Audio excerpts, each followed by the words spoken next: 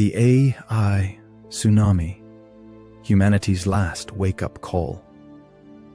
When the ground disappears, history rarely announces its ruptures. The Industrial Revolution crept in with soot and steel. The internet arrived pixel by pixel, a promise more than a threat. But artificial intelligence is different. It is not knocking politely at the door of human labor. It is tearing the hinges off. This is not progress in increments. It is a tsunami, merciless, accelerating, and utterly indifferent to our rituals of denial. And yet, governments dither. Institutions cling to 20th century scaffolding, and societies hum themselves into a digital lullaby.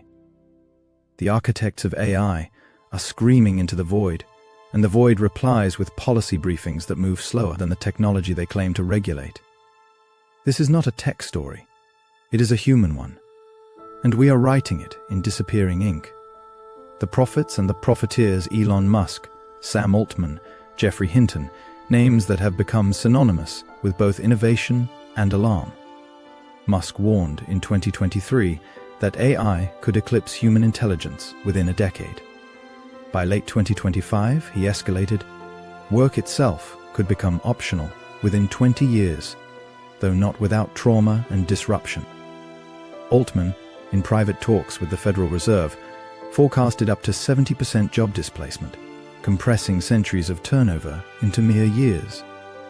Hinton, the godfather of deep learning, resigned from Google not in triumph but in terror, shortening his timeline for superintelligence from decades to less than 2.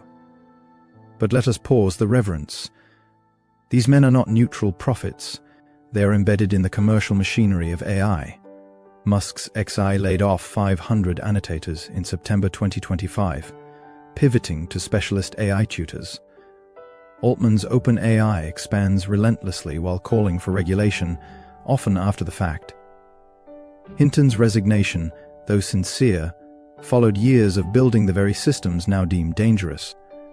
Their warnings may be valid, but their timing is convenient. The disruption is not theoretical. It is happening now. In the first half of 2025 alone, AI was linked to nearly 78,000 tech job losses across 342 companies, an average of 491 displacements per day. Google shed 200 contractors training Gemini, even as CEO Sundar Pichai revealed that a quarter of Google's new code is now AI-generated. Sky cut 600 tech jobs in September, part of a broader shift toward digital-first services. Salesforce eliminated 4,000 customer support roles, with AI agents now handling half of all conversations. Fiverr let go of 30% of its workforce, declaring itself AI first. These are not isolated restructures. They are symptoms of a systemic pivot, one that values efficiency over dignity, automation over inclusion. AI will not merely disrupt jobs. It will destabilize identities. The World Economic Forum projects 92 million jobs displaced by 2030, offset by 170 million new ones. But these are not direct swaps. Teachers, doctors, journalists, artists, the professions once held sacred, now stand exposed. A graphic designer lamented in 2025, 10 years mastering my craft, and now an algorithm does it better, faster, cheaper. What's left for me? That is not a complaint. It is a eulogy. The ripple effects are brutal. Communities hollow out. Inequality surges. The IMF warns AI could polarize income brackets, doubling growth in advanced economies while leaving low-income nations behind. Goldman Sachs estimates a temporary 0.5% unemployment spike in the US, with 6 to 7% of the workforce at risk if adoption accelerates. But the deepest wound is existential. Work, for all its flaws, gives us rhythm, purpose, belonging. Strip that away, and what remains? Universal basic income remains a mirage. Retraining programs lag behind AI's evolution. Even those who retrain face a job market where the goalposts keep moving. The silence that screams. When J. Robert Oppenheimer witnessed the first atomic explosion, he quoted Bhagavad Gita, "Now I am become death, the destroyer of worlds." It was not a victory cry. It was a lament. Today, we watch a similar detonation, this time in code, not uranium. And yet, the silence from major media outlets is deafening. With rare exceptions, coverage is hype-driven, skewed toward productivity hacks and corporate press releases.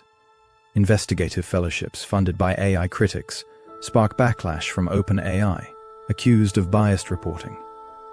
It is as if the newsroom itself has become a casualty of the algorithm, outsourced, automated, anesthetized. But here's the truth. It is not too late. The AI equivalent of the Trinity test is still unfolding.